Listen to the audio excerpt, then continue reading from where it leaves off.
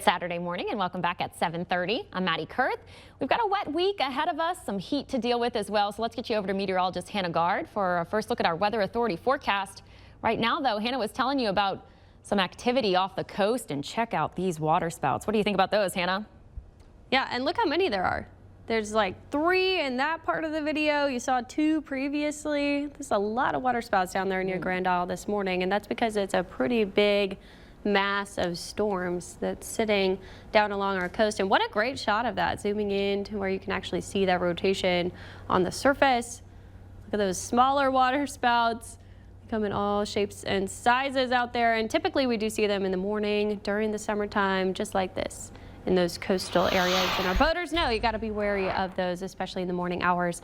There's that big mass of storms. That's where you're seeing those water spouts coming from. Now that video was taken a little bit earlier, so it looks slightly different, but there's a lot of lightning down there near Grand Isle. Most of the other rainfall has now moved offshore where we're seeing those storms. It's just building near Grand Isle and in parts of Plaquemines Parish. Now you can't really tell here. There's a lot of lightning strikes, and on my other radar app I can actually see a better view of the lightning. There was a lightning strike up here in northern Plaquemines Parish. We call that a bolt from the blue. That's why it's really important when you hear that thunder to head inside, but sometimes they can be miles and miles away from those storms. So just got to be cautious in the summertime, anytime there's storms even close by. So big storm activity. Saw those beautiful shots of those water spouts. Luckily, a lot of that's staying offshore now. Here's a front moving down to the south. That's what's popping up all the storm activity offshore. The question is how far south will it get? Because I do think it'll keep a lot of the rain coastal through today if it's a little bit farther across our area, but you can still see some rain up here as well. Feels nice in Memphis, 70, 61 in Indianapolis. They're getting a little break from the summertime heat this morning, but for us, we're stuck in this pattern because that front's going to stall out, which means it doesn't move through. We don't get lower humidity, we don't get lower temperatures. It's going to stick around. That'll give us daily storm chances, and we'll still be dealing with the summer heat. So here's that front starting to deteriorate. You can see that storm activity on the modeling that we're seeing this morning could stick around into the afternoon, and then you start to get some inland showers and storms. So need to watch for this for Whiteland and night. We'll have some rain around. Do I think it will be big storm activity? We could see a storm or two, so I think we got to watch for that. But a lot of it will be just some downpours. So bring the rain poncho. Luckily, if you're walking around there, there's lots of art galleries to pop into if we do see that rain. Just prepare for the chance of it.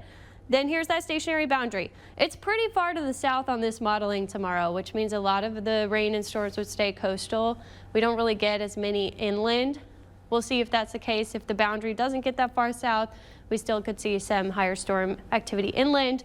And then Monday, it starts to pull north again, and here we go. Afternoon showers and storms, and in the mornings the coastal areas having to watch for that storm activity. So keeping 40% through Monday. Tuesday, Wednesday, I think we'll have some more low pressure in the upper levels of the atmosphere. That's going to increase the storm chances slightly up to 60%. Then we're back down Thursday and Friday. I can show you this. Here's the low right now. It moves to the south and then kind of stays there into Tuesday, Wednesday, becomes almost a cutoff low. And that's why we'll see an increase in that storm activity there. We'll have more spin to the atmosphere. The high pressure is still stuck over here to the west. We see it lift a little bit in the later parts of the week, but then look what happens next weekend. It almost does form that cutoff low. We have a big, giant low pressure weakness over us between these two areas of high pressure. So that's going to keep this stormy pattern around. We're not having those days where we don't get much rain and we're just hot, because the high pressure is not over us, it's over the desert southwest. Now, nothing has been happening in the tropics. No development expected over the next 7 days on our side. We have a lot happening on the eastern Pacific side. Gil, Category 1 hurricane. We have an area with a high chance of formation we're watching, an area with a medium chance of formation we're watching, and we've just been slow to start. We've had 3 named storms, all of them tropical storms. Meanwhile, in the eastern Pacific, they've had 9 named storms. 2 of those were major hurricanes, 4 of them hurricanes total. So they've had a much more active season than us. The wave train off the coast of Africa trying to get going. It's just not much going on. The modeling is still trying to grab a couple of these waves, but then it drops them. So we'll see. Once we get to mid-August, that's typically when we lose the Saharan dust, and that is when we can see a switch flip.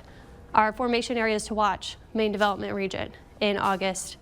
So we, of course, will continue to monitor that closely. Here's a look at our current conditions. It's a little bit cloudy out there. We're seeing temperatures setting in the mid 70s to low 80s, feeling like 93 already at New Orleans International. So we know, of course, with the temperatures in the 90s, Maddie, we're going to pair that with the heat index as well. Should be sitting in the low triple digits, but we're not up to that heat advisory criteria. That's the good news with the rain and the clouds, is it does keep it a little bit more bearable. It's still hot, especially if you're going to white linen night. We know the reason that white linen is the attire is because it is very, very hot. Breathable fabrics, that's what we need here. And you know, I was thinking maybe last week that I would have thought, oh, you know, there's not that much of a difference between a 100-degree day and a 98-degree day. But after all of the heat wave of last week, then I thought for sure, no, I can tell a difference. There's definitely a difference. It's hard to be outside for any period of time when you have the upper 90s and it feels like 115. That's tough to be outside in. At least with this, you could be outside for a couple of hours. Right. You still got to stay hydrated, stay cool. And for white linen night, it's going to be humid too. That's the main problem. We know it starts to get sticky out there. All right, we will do our best to stay hydrated. Thanks, Hannah. Well, the